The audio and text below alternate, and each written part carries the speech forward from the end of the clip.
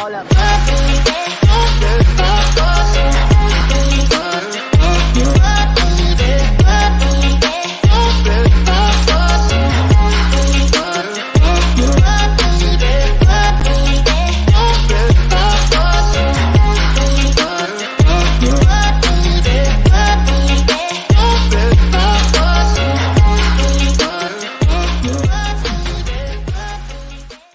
Hey, good morning, everybody, and welcome to my EdTech Live. I am your host, Fonz. You can go ahead and follow us on Twitter at my EdTech Live. And as usual, it is wonderful to be here with you all on a special Monday episode. That's right, it is Monday. I am off this week, and that is something that I am thankful for as an educator. I mean, this break is definitely something that I was very looking forward to. And Saturday, I had the pleasure of presenting with Filomena Pizzulli from Italia. So big shout out to Global GEG Italy. Thank you so much. But today we said, you know what? We're gonna break the rules. I'm off. I love to stay busy, but I just definitely have a wonderful guest that I feel that many of you should know, and many of you may have a story that can be very relatable to what you're going to hear Chris share. And so today I have Chris Bradley here out of Tallahena, Oklahoma, who's joining us. He is a secondary science teacher. He does chemistry, anatomy, he does biology. He's also the academic quiz coach. So he is a man of many hats. Not only that, but he's definitely going to share his story of being level 1 certified, Google level 1, level 2, and trainer, and how that has just definitely come together during this time of COVID. So, Chris, thank you so much for joining us this morning.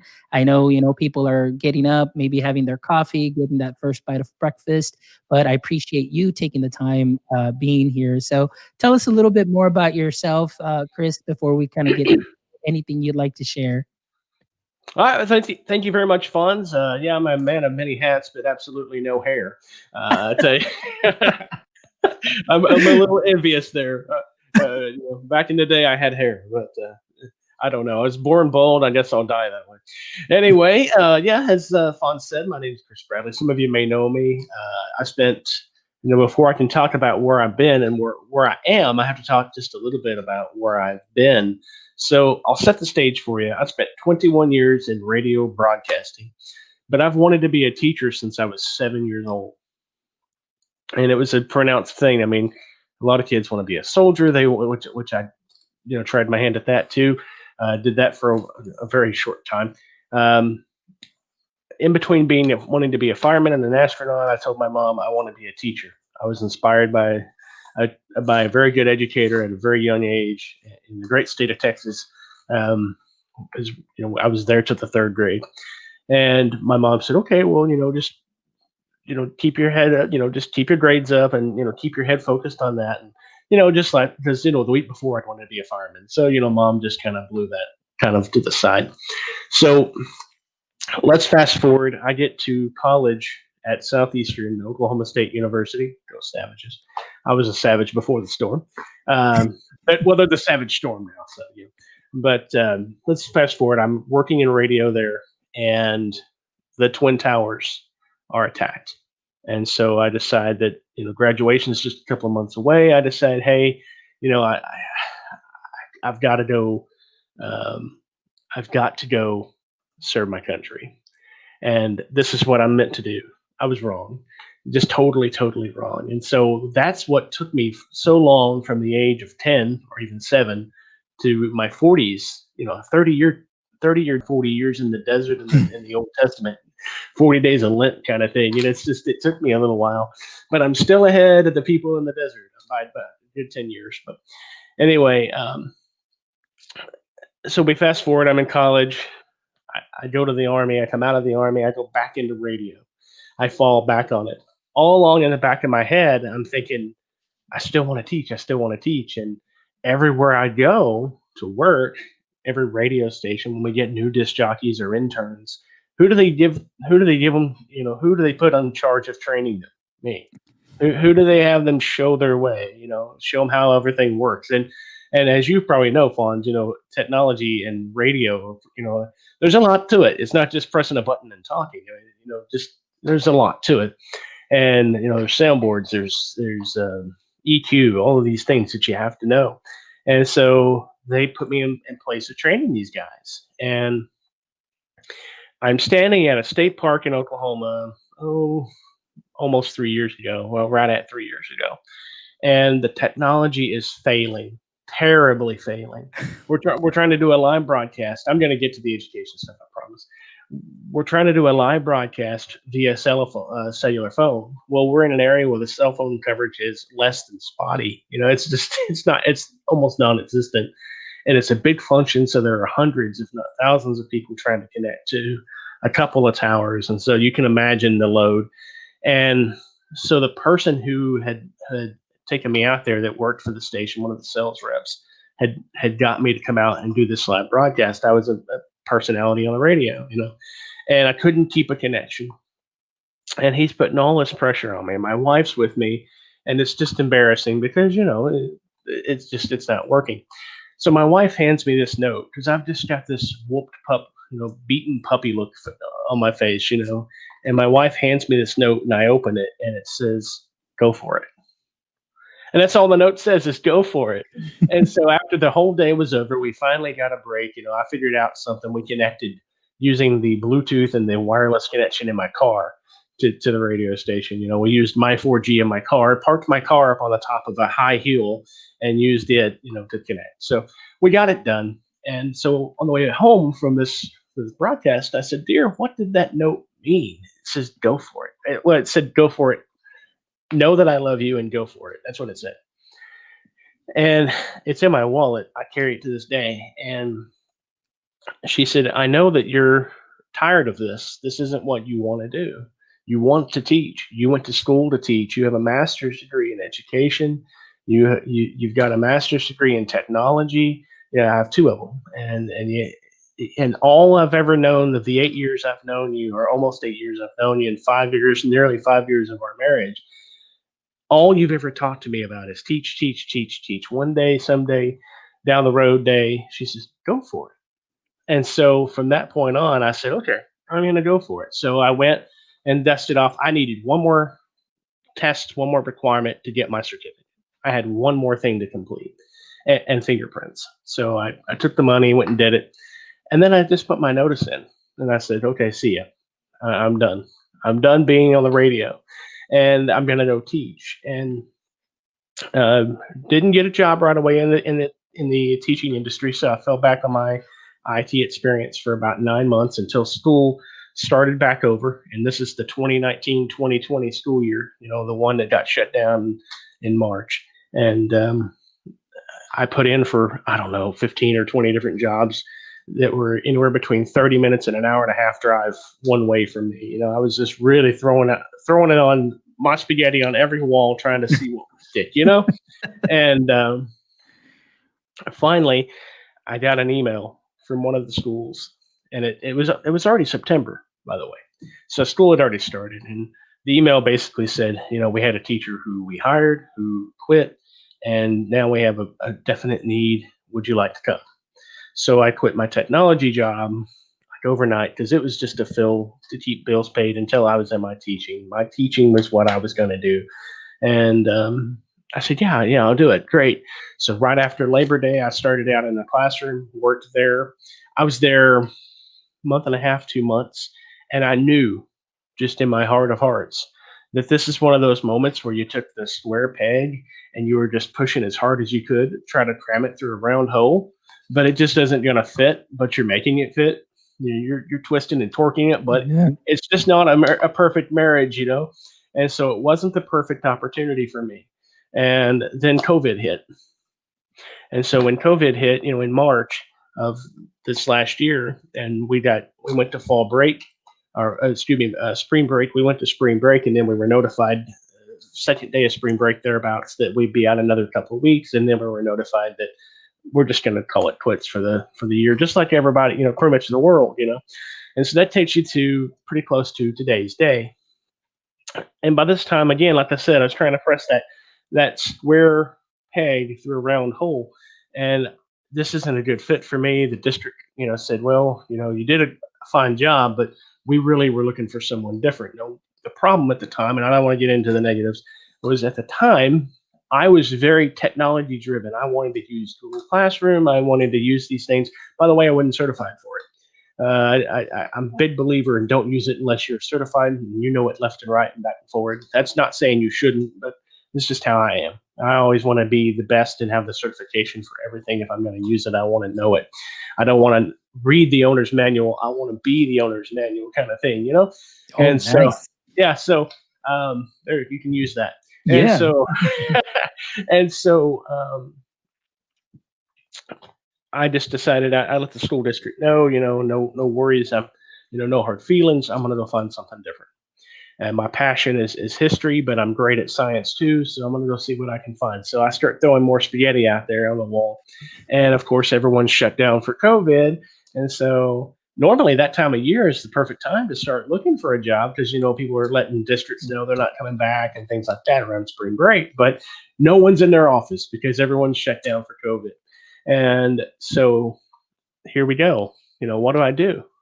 Do I, and I'm still getting paid. I finished my contract. So, I'm paid until the end of August. So I'm okay. Do I just kick back and relax? Do I go find another job? Do I give up again? Do I ring the bell and turn in my helmet and say I'm done? No, I couldn't do that. I contemplated it, but I couldn't bring myself to that. And so then I found this wonderful group in June of 2020, I Mm. found this wonderful, wonderful group called Global GEG. I know you're familiar with them. You're a leader with them. And they were having it, and I found them by happenstance because I said, now, what do I need? I kind of leaned back on my very short military career of, okay, what do I need to be prepared? What tools do I need to put in my tool belt? I'm going to be a Batman here for a minute. What do I need to put in my utility belt to get me through to the end of the level? What do I need? And so I looked around. I thought, hey, Google for Education is the biggest thing right now. And it's been a big thing for a long time. I was trying to use it before and I was messing it up. I didn't know what I was doing.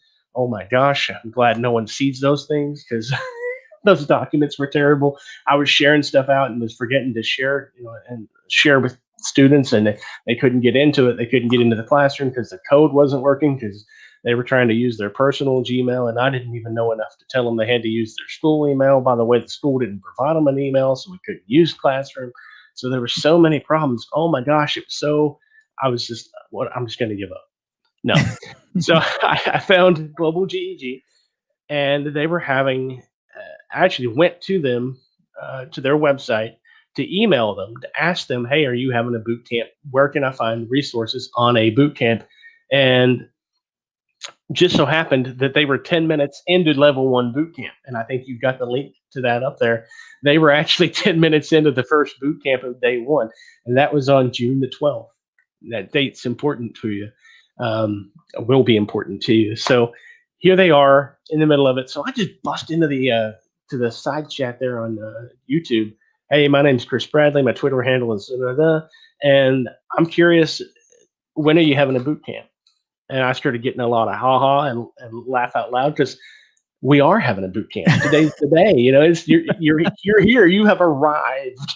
And so I broke out my notebook, started paying attention. And at this time, I knew that there was no job for me. Definitely, I had no definitive job lead at all on that day, June 12th. I had no definitive job lead for the next school year, the one we're in now. But I knew that the good Lord would get me something if it was what He wanted me to do, and I knew. And so June 25th, I took the test and became level one certified after completing that boot camp from Global GEG on June 25th. Now hold on to your socks, Fonz, because level two, I was certified July 26th. You can tell I used to be in entertainment, I guess. And then hold on to whatever else you got to hold on to because I was a trainer certified through Google 4 days after on the 30th day of July. Now, Chris, let me stop you there real quick. I mean, because this is something that is amazing. up until now, like the way that you've described your story, and I know that there may be a lot of educators that are out there that maybe felt that similar pressure, maybe that similar situation, but they just happened to stumble on upon a group of like our friend Luis Pertus is right here. He's one of the global GEG founders, and like he likes to call it like-minded wackos. I mean, Yep. people that Yep. are out there that really want to share and that knowledge and to help people during this time, which Global GEG has done. And I've been fortunate enough to be part of Global GEG since the founders started it. And it's just been a wonderful group where they've helped so many. And just to hear your story and the positive effect of being able to stumble upon that group and they're going through the level 1 boot camp and you just went to town taking down notes, certified by the 25th level 1 June 25th, July 26th level 2, July 30th trainer within that time. Just that I think is something that is amazing, especially during this time of COVID when you said that you there was that uncertainty. What am I going to do? Do I have a job after this? What's going to happen? But you equipped yourself. You Hmm. went out there and you said, okay, this is the direction that technology is heading. This is the direction that many school districts are headed. So let me, strap on my boots and let's go for it. Like your wife Hmm. said in that note, just go for it and Yeah. look at where you're at now. And this is something that is amazing, testament to what you've done in such a short period of time from June 12th to July 30th, what you've accomplished there, Google level 1, level 2, and trainer. That is awesome, Chris. Well, I do want to step back. I've been waving these pages. I've got some notes here. Um, I'm huge on music.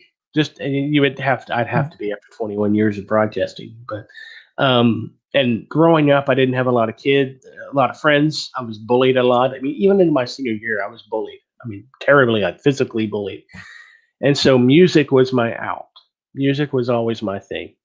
And so when my wife gave me that note, I told her later, I went through my library of music and I found a song by the Randy Rogers Band. And it's entitled When the Circus Leaves Town. Well, there's a couple of lines in there. And one of the lines is, well, it's cold, dark, and empty in back in my cage.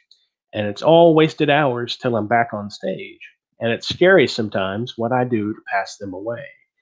And what I was telling when I gave her this little quote, and when I give this quote to you and to our viewers today, this is how I felt when I was off air. As long as I had a microphone in front of me and I was doing my job, I was happy. I was on stage. I was taking out the floor lights. I was entertaining. I was making everyone smile. But when that microphone switched off and that on air light went from light to dark, I was lost. I had nothing.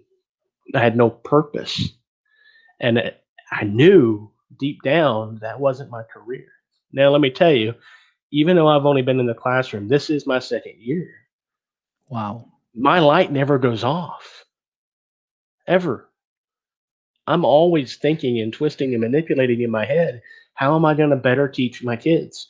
I sometimes record my lectures. I don't like to call them lectures, but I like to call them my fun time with the kids. But, I sometimes record them just shooting myself, go back and play them back and improve on 'em. And of course, the kids are okay with that, and they like to watch them back.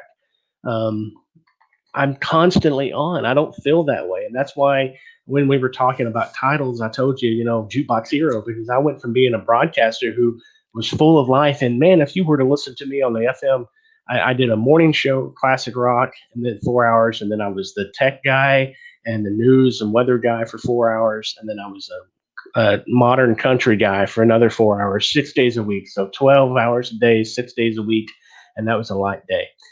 Sometimes I worked 18 or 20. Sometimes I did sports. I did baseball, announcing, sometimes football, sometimes basketball, whatever they needed me to be. It was a small station.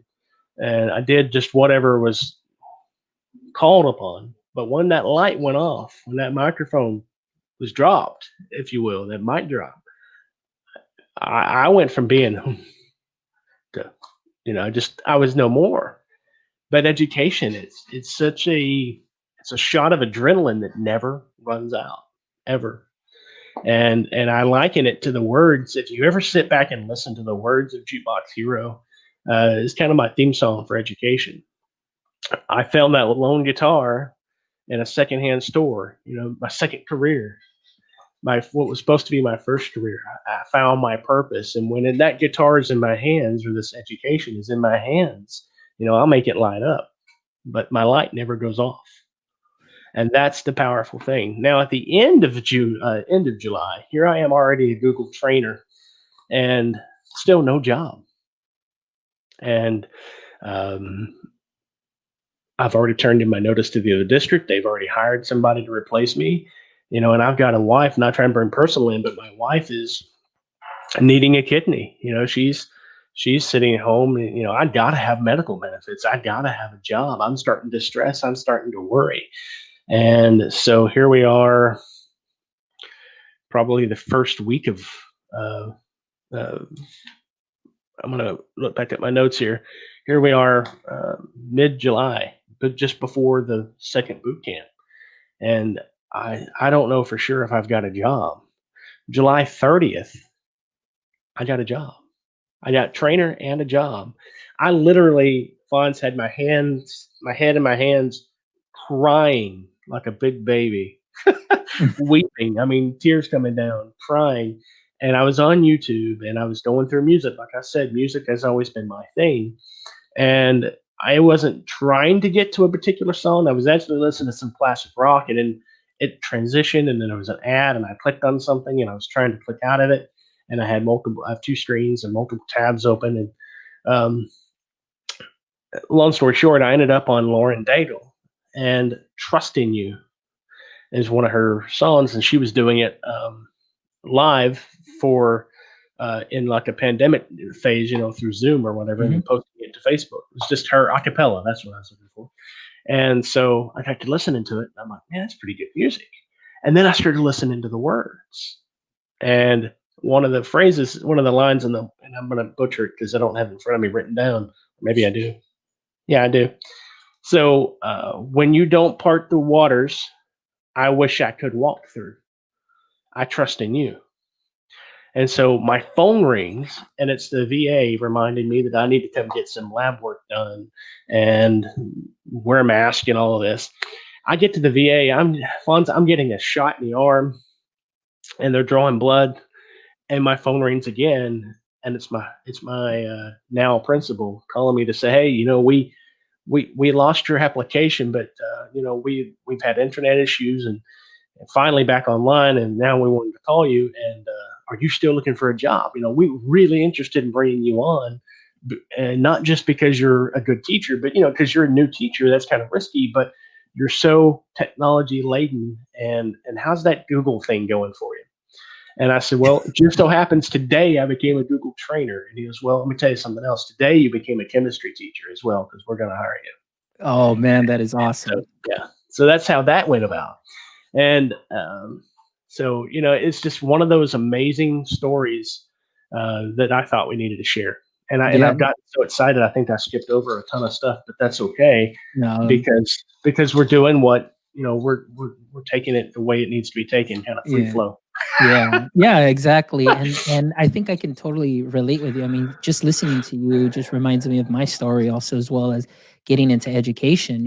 I didn't go to school as a matter of fact, when I was 18 and coming out of high school and going into college, I was like, I never ever want to be a teacher. I saw all my friends become teachers and I was like, how boring is that? And then I went into marketing and business because I was like, yeah, I'm gonna make the big bucks and so on. Finished with a bachelor's in business, did marketing for a couple of years, and like you said, I felt the exact same way when you just wake up and you just don't want to go to work, or you just feel like, gosh, like this is such a drain, and just going through the motions. I said, you know what, this isn't for me, and everything kind of worked out in a situation where I was able to just apply for a job at a high school, and just with alternative certification, I had enough math background, and got hired. And from that day on, 15 years later, I have not looked back, and there hasn't been a single day that I don't want to wake up to go to work, because it excites me. I have a passion for what I do, and that's why I can relate to you. I when I hear your story, it just reminds Hmm. me so much of the passion that I have for education and continually growing and continually learning, and more than anything serving others, because that's what we do. And Chris, I know that now as a trainer, and you've had doors open up for you not only in your district, and of course thanks to the certifications and your talent and being able to pick up the technology so quick, it's opened up those opportunities. Can you tell us a little bit more as far as how you've been able to apply your certifications and your trainer, your Google trainer certification as well? Well, sure. Now that's an amazing story in and of itself. Kind of a sidebar that we were talking about before we came on. I almost said off air, but it's still trade habit, I guess. But I got to Talhena, and I actually live in Krebs, Oklahoma, which is known as Little Italy. It's about an hour, just under an hour away from Talhena. So I drive an hour each way, commute through the mountains. It's kind of arduous at times, but I got there and instantly, even at in service, I had teachers coming up to me, introducing themselves to me, and then pulling me aside quietly. These are older teachers, younger teachers, just a range. And hey, I heard you're pretty good with technology. I heard you're pretty good at Google. On the DL, could you help me? Sure. And so I start to help them. And so I get a little one on one here, a little one on one there. Well, I go to my Facebook, and again, I was never in the airborne, but it's like that jump master putting his boot in your rear end and saying, "Get off my plane." I just had to put myself out there. I had this force pushing me out the door, in a good way. And so I said, okay, I'm going to put this on my personal Facebook. And so I posted it, and then that I was a Google trainer and certified, made a big thing out of it. My course, close friends and family are that's deciding what is that. And so I started to explain it. Well, I posted a thing into a special ed group for Oklahoma saying, if anyone needs help, I'm not trying to sell anything. There's no money. You don't have to pay anything. I'll be here virtually, whatever you need. Well, instantly, not instantly, but within a day or two, I had 3, 4 people hit me up. So I do a few little online sessions, 30 minutes here, an hour there, totally free, didn't charge anyone. Well, then I get this random email from a district, and they said, hey, we looked at your calendar. Okay, this is how serious they got. They looked at my district calendar online. They looked at their district calendar. They found 2 days that I wasn't working and said, so you have no excuse not to help us. We want to give you $125 an hour. Come help us. And I said, now you realize I just got this. I'm not really that good at it. Doesn't matter. We've heard good things about you. And so they hired me. I went and did that. That parlayed into a 24-hour, 3 8-hour day gig that will pay over $1,000. No, it's not about the money, but it's just amazing how it starts as a pebble and it roll or a snowball. How a little ball, a little pebble of snow, and it rolls down the hill, and before you know it, you've got the trunk of a snowman. Hmm. At the bottom, it's just snowballing. And so it's just been an amazing whirlwind that I've been living in and on. And now when I go to school, my kids will, just my kids, teachers around, they call me Mr. Google. They call me Mr. Google. But it doesn't stop with Google either. If you go look at my website under badges, I've got a page on my Google site. It's called Badges. You'll see that I've parlayed that into Microsoft. I've got the Microsoft Innovative Educator. I've got Microsoft, Edpuzzle, Flipgrid. I'm a Wakelet ambassador, just like yourself. I mean, it has parlayed from one to another to another. Now I have to give some props. The good Lord above gave me the knowledge, but a lot of the exposure I got was from Global GEG. They really helped me out.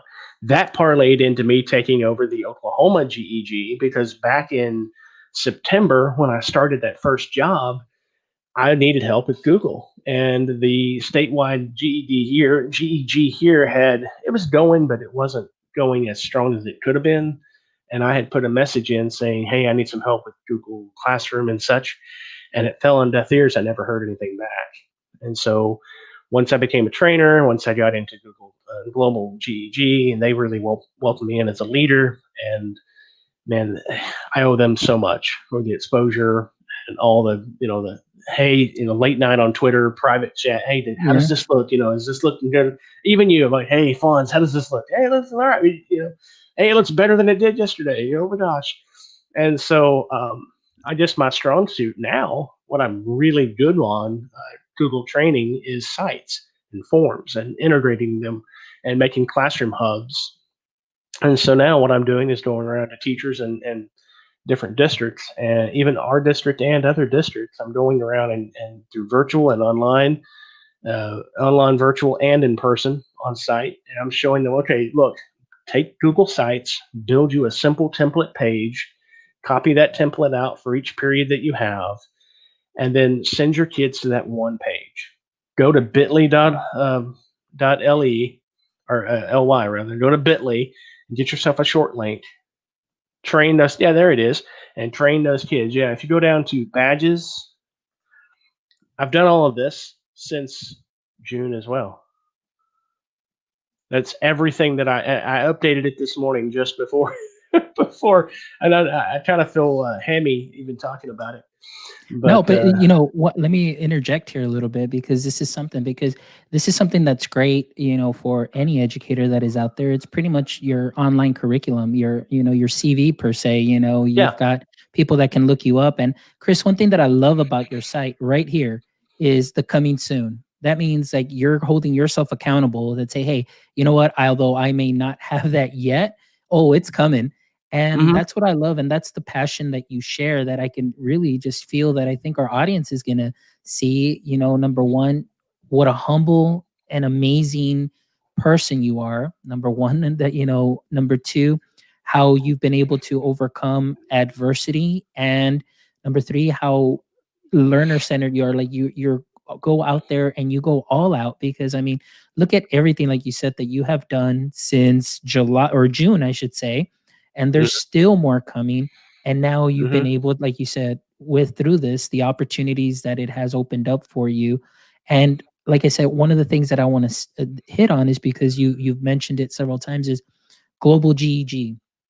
Now, I did put the link on there, guys. If you want to go visit Global GG on their YouTube channel, where you've got a lot of great resources, but you can look them up online too. They've got a Google site where you can find amazing resources as well. But what I want to touch on too on that is just the network that you've mentioned. PLN. You and I would have never met you if it wasn't through Global GG. I Yeah, would have never had that relationship with you, get to know your story, yeah. and wanting to share your story because man, there's so many people out there that are wanting to do this or have done this or and here you are, a living testament of what can be done by simply going for it. And I think what I'm hearing and just staying here and listening and just listening to you speak is just guys, go for it.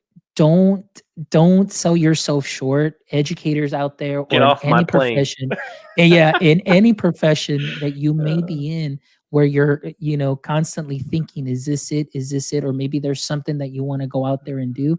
Just go for it. Like for myself, I think I posted something earlier last week with Al Thomas, and Al Thomas quoted, and he said something, you never know who's out there waiting for you to do that thing because that's going to motivate somebody else to go out there and do what they want, their passion, maybe follow their dreams. And, like Chris Nessie always says too, like I love Chris because, when he first started with podcasting, it's just kind of like, hey, just click record. Like that's it. Like you just start. And Yeah. so, the overall theme here that I'm seeing is just go for it, get off my plane, go out there and seize those opportunities that you have because there's so many great things that can happen. So it's amazing. And shout out to Gerardo Navarrete, who's visiting us here. And Gerardo, you're not late. You're on time, my friend. Don't worry. Thank you so much for joining Chris and I here, listening to Chris's story. And I'm sorry, I didn't want to interject, but I did share that link, guys, there in the chat. Check out Chris's site. And Chris, I'm sorry, go ahead and continue how you're helping the teachers build these hubs now. Well, You can you know, actually go back to my site for a minute? yes, of I course. saw a link there that I put on there today or a day or two back. See where it says Classroom Hub. Since we'll just use this as a teachable moment, if that's okay. Yes, of course. Now, this is my live classroom hub. This is the one I built for my students, but Okay. there's not going to be anything where you can click to get, you can't click to get into anything that's going to violate FERPA or COPA or COPPA, anything like that. But if you click on that Classroom Hub page, that link, and get to that page, it'll take you to my external site. That's my actual classroom, from the front looking back. And this is what I built for my students. They can email me. Their parents can come and request a parent teacher conference, either in person or virtual. I got a little academic team shout out there too. And then I've broken down all my periods that I teach. My first period is my planned period. I've broken it all down. And then I just tell my parents and my students, anyone that visits that site, who I am, what they can find out. And then if they click on those links to the left, second period, the eighth period, what have you, it takes them to their individual class. Just any of them, it doesn't matter. It takes them to their individual class where they have their class syllabus. Of course, you're not on my. They can go visit our group on Flipgrid that I've put Mhm. together. They can go to my Wakelet biology collection. I even gave them a place where they can go because I give them a research paper every 9 weeks. I give them a research project, and so because they need to be scholarly. Um, so they can go to Google Scholar and take a look. And of course, we're really big on Edmentum. I use it as a backup source. Um, so that's linked there for them too. So everything they need for my class is right there. And then they just go to the Talahena school website if they ever get lost, to their parents, and they click on my profile through the faculty. And of course, a lot of that stuff, like I said, is locked down. You can't get into it um, because I haven't shared it for you. But you get the gist of how Yeah. these take about 10 minutes to build. You build one of them, and then you just make a duplicate subpage or a duplicate page. And here's the kicker: I've got a calendar there on each of the hours, each of the periods have a separate calendar for that classroom, for um, you see, I'm even logged out as being busy right now because we're on together. Uh, Oh yeah. and then There you go. and then I've got the COVID stuff at the bottom so they can get an idea of the state reporting to let them know where we're at. We're over in LaFleur County, way off to the far right, far right of the screen. We're in LaFleur County there, and I live in Pittsburgh, and we're in LaFleur. So anyway, I've got all of that information there for my students and their parents and other teachers. And so now I'm going around in my district and helping other teachers build these, make these, create these, and customize them. I mean, I've had a couple of them say, "Hey, can you just share your template for me?" They swap out the periods and the links and the pictures, and then they post it, and they're good. And I had a couple of them say, "Why is your calendar on my page?" I said, "Well, you forgot to swap out the calendars, you know." So, but that's what I've been running around teaching students how to do. And then I've been spending a lot of time on my own personal YouTube that's connected to my page. I've started a podcast, which sadly is in its infancy right now. But for those podcasters out there, thank you for going to that too, by the way, Fonz. For You're those welcome. podcasters out there, I will give you this bit of advice. He's absolutely correct. Just hit record. And that was the seminal moment for me in radio. I went to college. I kind of touched on that at Southeastern, and I studied broadcasting. I started out as a teacher, as a history education major. And what happened with that, and I don't want to be negative, but what happened with that is I walked into my first history ed class, and the professor posed a question, and I went, I was formulating, my brain was working. I knew the answer. I was trying to put it together. And he handed me a drop ad slip and said, "If your brain doesn't work fast enough to answer my simple question, you don't have any business teaching kids. Move on." And so that was the first door slammed to my face. So I just went ahead and enrolled in a broadcasting class and fell in love with that, but kept this idea of, okay, everything I do, so everything I've done from that day when that door shut in my face, everything I've done, I've been able to, okay, if I'm going to do this, can I tie it back to teaching? Because someday I'm going to grab a hold of that third rail and I'm going to get energized and I'm going to become an educator. And you don't become an educator. We're not, You might go to college to be an educator. You're not formed, in a college. You're formed in here, and you're born with it. Good educators are just born with it. And I know a lot of us that are that way, and you just have to get out of your own way. You have to step out of your way, get off the plane, just do it, just go with it, go for it. Jump out there and grab a hold of, I'm making a Subway reference now. Just grab a hold of that third rail, that middle rail, and just get energized and say, I'm doing it. I'm not gonna do it. A lot of people will sit back, those Monday morning quarterbacks, those Yeah. armchair quarterbacks, oh, I would have done this. Do it. Get out there and make something, and make, make a hole, and get out there and make a purpose for yourself. And so with the good Lord's blessings, and, I used to look at the situation with my first district as something really negative. Now I turned it into a positive. I just drained all the negative over into another bucket called positive and said, okay, learn from it. Because I did make a few first year mistakes. I certainly did. And I had terrible classroom management. I was not trying to be their friend, but I'd write a detention slip for a student and be firm about it. And at the end, I'd call them up just before the bell or as the bell was ringing, and I'd say, okay, I'm going to give you one more opportunity. Just fly right, rip it up, throw it in the trash. Well, the first time, maybe if they got that, that's one of those Saturday TV special, made for TV special kind of moments where, like, that's going to be a seminal moment for that student. That student is going to take that and going to change. Yeah. It doesn't happen that way, Mr. Bradley. And so those were little mistakes I made the first year. Now, this second year in my new school, the kids are like, we can tell you're new. We can tell you're a brand new teacher because you've got rules and you stick to them and you're strict. And, well, okay, I stick to the rules, but I also tell my kids too, they complain because the door's locked, and I stand at the door just like every good educator. In between passing periods, during the passing periods, I'm at the door, so there's no nonsense going on in the hall because I see it. But I'm also there, and I greet them, and I've got my mask on, and I'm, hello, Mr. or Miss So and so. And with them being in high school, I look at them as young adults because I usually have sophomore to seniors. I have a couple of freshmen and a handful of seniors, but mostly I have sophomores and juniors. And so I look at them as adults, and I even tell them, trust is one of those things. I'm going to extend you a certain amount of trust because most of you are driving, and if the state can trust you with a ton of steel going 70 miles an hour, I'm going to trust you a little bit in the classroom. But much like your driver's license, your driving privileges, if you mistake my trust or misuse my trust, I will revoke them. So it's just been an amazing ride. But I'm getting off track, but I go back around to different districts now, to different teachers, people that I've met in the past. Then they have teachers that they know that they're like, hey, this guy's fun. I call myself the camoed edu trainer. That kind of bore again out of global GEG.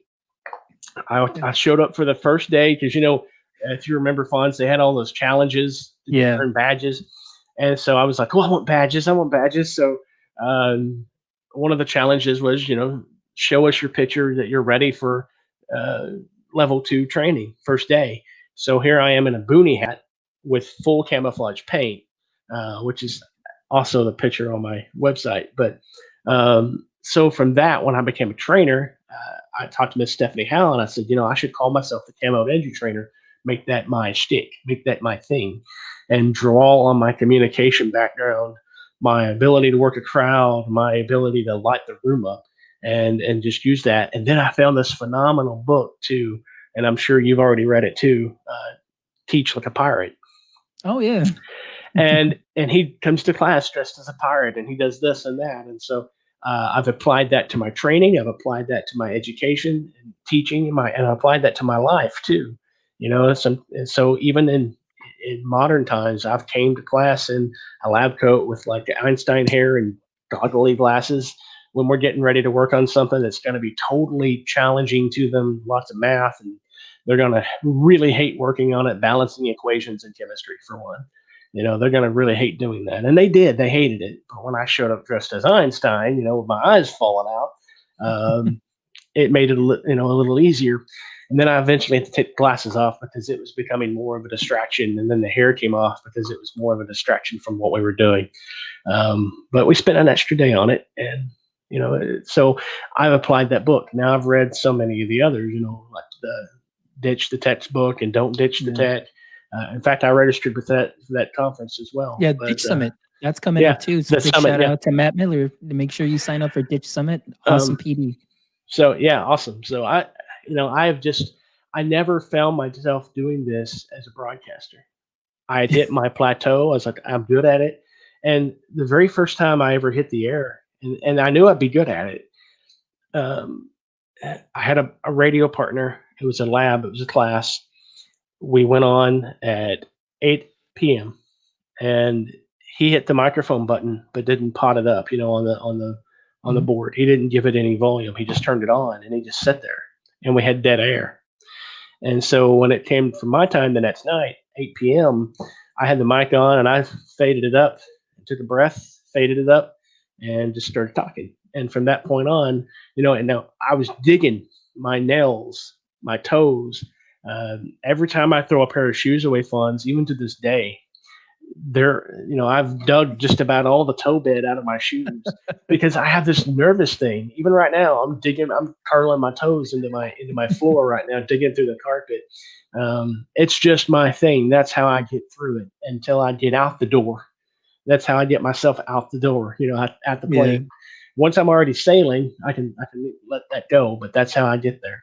And I just encourage other teachers. And like you said, say you're in another situation, say you're in sales, and you went from being, because I've worked sales. I was a lady shoe salesman between the army and radio.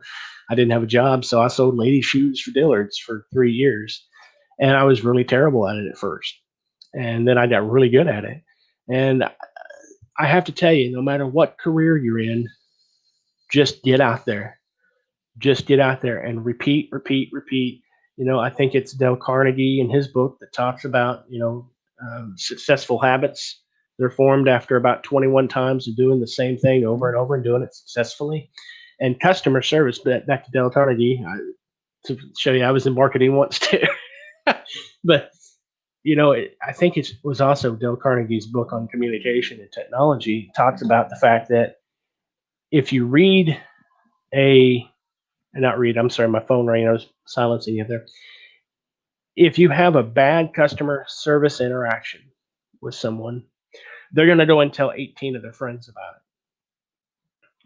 If you have a good customer service interaction, they're going to go and tell 18, on average, 18 of their friends and family about it. I look at my students as, and anyone I train, as a customer service environment. And that's how that happened for me. I had a good positive experience with one person. They went out and told others, word of mouth, word of mouth, word of mouth, word of mouth.